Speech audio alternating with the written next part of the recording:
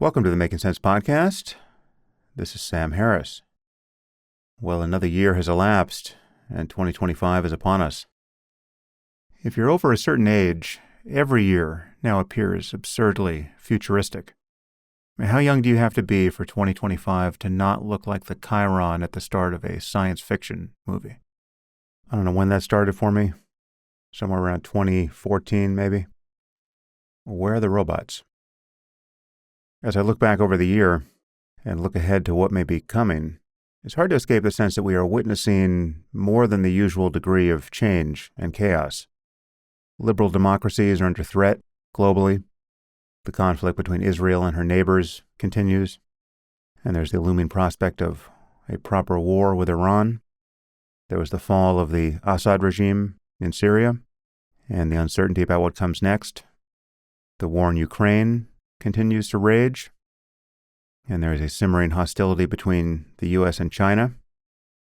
Unlike most periods in memory, if someone came from the future and said, "Don't you realize that World War III started months ago?"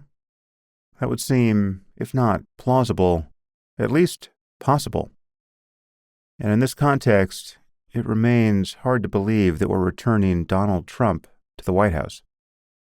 There are just so many reasons why this seems like a bad idea. To name only one, he is the sort of president who thinks that Pete Hegseth should run our Department of Defense. As most of you know, the list of Hegseth's disqualifying sins is so long and miscellaneous that it's hard to perceive his nomination as anything other than a terrible mistake. That is, until one recalls that Trump put forward Matt Gaetz to run the Department of Justice. Happily, Gaetz is suffering the fate of so many who come within range of Trump's enthusiasm: humiliation and oblivion. That is, until he resurfaces selling gold-plated rifles or starts a podcast with Andrew Tate. Trump's nominations really do seem like some sort of troll or act of vandalism. I mean, even the optics are ridiculous. Both Gaetz and Hegseth could easily be cast as villains in a Batman movie. Less obscene, but perhaps even more dangerous, we have the prospect of Tulsi Gabbard serving as Director of National Intelligence. Her well-documented patience, if not fondness, for the Assad regime isn't aging very well. And if you think she's been smeared on this point, just listen to her describe her meeting with Assad on Joe Rogan's podcast. They discuss it for a full 10 minutes in a clip that's available on YouTube. It's from about 5 years ago, where she was responding to all the criticism she'd received for speaking so diplomatically about Assad. The level of naivete and frank delusion on display here, given who we knew Assad to be at that point, is just astounding. So when the world could really use a shining city on a hill, that is, a healthy liberal democracy capable of leading not merely by force, but by example, we've decided to return a man to the presidency who refers to his fellow citizens, all the Democrats who didn't vote for him, as vermin and scum. We can't pretend that this is normal.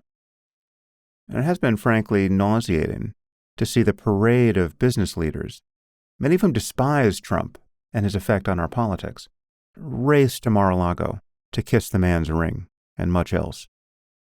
It's tempting to ask these captains of industry, all of whom are rich beyond imagining, what's the point of having fuck you money if you never say fuck you? I mean, this really was an opportunity to say, we're rich enough and our companies will be fine. This is still a country of laws. And if the president targets us in any way, our lawyers will be ready and real journalists will be eager to tell the story. I'm not betting that everything Trump does in his second term will be bad, and I'm certainly hoping for the best. But all these billionaires should understand that normalizing Trump and Trumpism by purchasing million-dollar tables at the inauguration isn't without risk of embarrassment. Just take a moment to reflect on how this will look if any of the darker possibilities of a second Trump term are realized.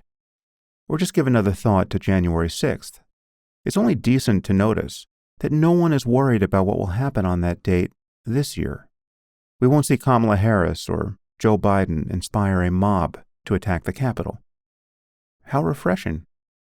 Everyone who is now sane-washing Trump and Trumpism should at least acknowledge the difference here. And it's worth reflecting on how much worse January 6, 2021 could have been, and how Trump played no role at all in preventing the worst possible outcomes. If you're someone who thinks that the significance of January 6th has been exaggerated, what do you think would have happened if the people who are chanting "Hang Mike Pence" had gotten their hands on him? Do you actually think that people who had traveled halfway across the country at the summons of the president and had just spent the previous hours stabbing police officers in the face with flagpoles, and who had successfully breached the Capitol as a result of this violence, and who are now, by their own account, hunting for the vice president and other leaders in Congress, do you really believe that these people would have suddenly turned docile and shown themselves to be merely eager to chat if they had found their quarry cowering under a desk? What about the people carrying zip ties? Did they just want to talk to Nancy Pelosi? Or do you really not understand that what appears merely ridiculous in failure was likely to have been quite horrific in success? Spend some time reading about the French Revolution or any other circumstance where the crowd actually got its hands on the people it was hunting. Perfectly normal human beings regularly behave like monsters when they join a mob. It may seem strange to relitigate an event from 4 years ago, but it reveals the danger of treating Trump like a normal president. I think it is true to say that we escaped tragedy on that day as narrowly as Trump escaped assassination in 2024. How strange would it be to normalize that? The fact that Trump is still alive doesn't make the attempts on his life any less real or disturbing or significant of ongoing danger to him. Just imagine if I said that the attempts on Trump's life didn't need to be taken seriously. They've just been blown way out of proportion because the guy was barely scratched. Really, I know people who have been injured far worse in their own kitchens. Would that make any sense? No. And yet no one who is busy laundering Trump's reputation seems to understand the obvious parallel to January 6th. How would Trump and Trumpism seem if a couple of senators had been beaten to death or hurled out of windows on that day? How would Trump's continuous lying about the election having been stolen seem? Again, ask yourself, what do you think would have happened if the mob had gotten hold of Nancy Pelosi or Mike Pence? It's no credit to Trump that this didn't happen. He knew that the people he had turned loose on the Capitol were calling for Pelosi and Pence to be killed.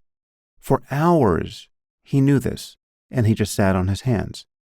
Whether he actually said that Pence deserved to be hanged, as Cassidy Hutchinson testified, will surely be doubted by Trump's defenders. But what cannot be doubted is that he declined to lift a finger to defend his vice president or any other member of Congress for hours.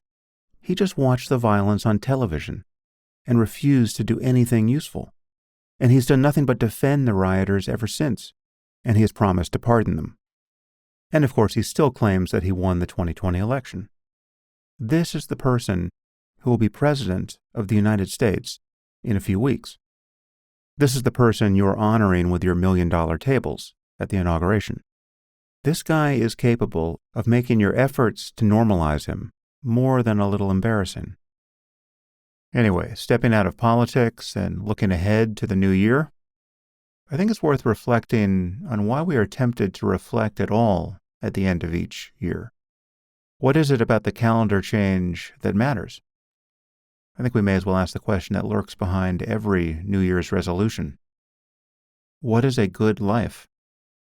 Or put another way, what makes life good? Or with a slightly different emphasis, what is life good for? Now, of course, there are many answers, or parts of answers. Love and friendship, creative work and enjoying the creativity of others, learning, that is growing in our understanding of some sliver of reality, or learning new skills, doing things that are hard or beautiful or just fun. And of course, there is pleasure of all kinds. If your life is full of laughter and sunsets and sex and ice cream and rewarding work, you're probably not miserable, though you might be. Amazingly, you still might be miserable. And of course, there's also compassion. There is so much suffering in the world, and relieving some portion of it is one of the good things we get to do here. However, there is a deeper answer to the question of what makes life good, and one can be led to it if one interrogates any of the answers already given. What makes love and friendship, or creativity, or learning, or fun, or laughter, or compassion good? And how are they different from all the things that seem to make life less than good? Hatred, terror, boredom, despair, envy, resentment, contempt. There is a deeper answer that is more philosophical or spiritual, and therefore tends to be unhelpfully bound up with religion. When I talk about this, I tend to talk about meditation. And while it's a helpful starting point, and even a necessary one, it's also misleading. Meditation sounds like a practice. It is something you do, something you add to your life. In the beginning, it certainly seems this way. I mean, you can ask someone, did you meditate today? No, I forgot. Or yes, for 10 minutes, right before lunch. But real meditation isn't something you do. It's something you cease to do. It is non-distraction. It is the freedom to notice what is already here. You're not changing anything about yourself, which is itself a profound change in attitude. In real meditation, you're recognizing the condition in which all apparent changes occur, the very nature of your mind. So the question about a good life becomes, what is there to notice right now that matters? What's available to your powers of attention in this moment that is important or even sacred? Again, the language one reaches for begins to have religious connotations. There is a freedom to be found here in recognizing what it's like to be you, what life is actually like in each moment, rather than what you think it's like, or hope it's like, or fear it's like. Meditation is simply noticing what is real as a matter of experience, now and always, but always and only now. If you're alone in a room, what is in that room with you? Or what are you, really, as a matter of experience? And where are you? And where is the room? Are you in it? Or is it, in some sense that is philosophically and scientifically interesting, in you? Every religion will tell you that there is something you have to believe at this point. There's something to profess, if only in the privacy of your mind. Some set of propositions that must be added to your solitude to redeem it and make it sacred. But this is demonstrably untrue.